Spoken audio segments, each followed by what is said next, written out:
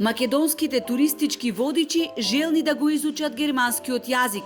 Самите иницираат организирање на брзи обуки за да го совладаат третиот најпопуларен странски јазик, кој го зборуваат околу 210 милиони луѓе во светот.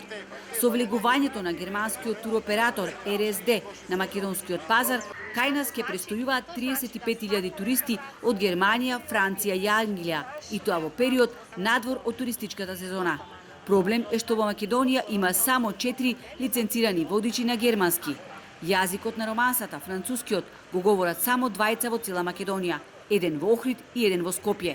Затоа, велат самите туристички водичи, ни е повеќе од потребно да имаме соодветни искусни кадри, кои ќе можат достојно да ја презентираат нашата држава. И затоа сега треба да се вложи напор Сдруженијето или со германска амбасада или со нешто да се направи една едукација да го изучуваат германскиот јазик, затоа што овој оператор ќе биде тука повеќе години. Во недостаток на водичи одиме со преведувачи. И два пати се плаќаат истата работа и не е истото кога ој два пати со превод. Значи, потребни се водичи на германски јазик.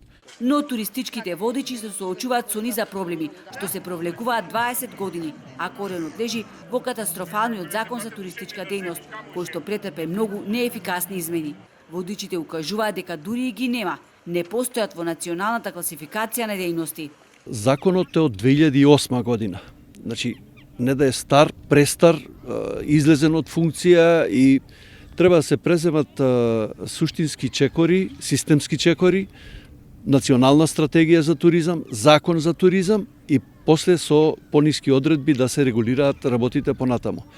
Треба да се инвестира, ако туризмот е најбрзо растечка гранка во светот, треба да се инвестира во туризмот. Охридскиот факултет за туризам и угостителство сега е вклучен и работи на изготвување нова национална, но и европска класификација на дејности и занимања. Само на тој начин ќе се стави некаков ред и ќе се знае кој за што учел и тоа да го работи. Оти немилосрдна е нелојалната конкуренција со која се соочуваме, велат нашите соговорници, кој стигна работи како туристички водич и ни го јаде лебот. Изборот на локалните водичи кај нас е колку пари, толку музика. За сметка на тоа, во земјава има општини во кои и покрај нивната развиеност нема нити еден лиценциран туристички водич. Таков е примерот со Дојран.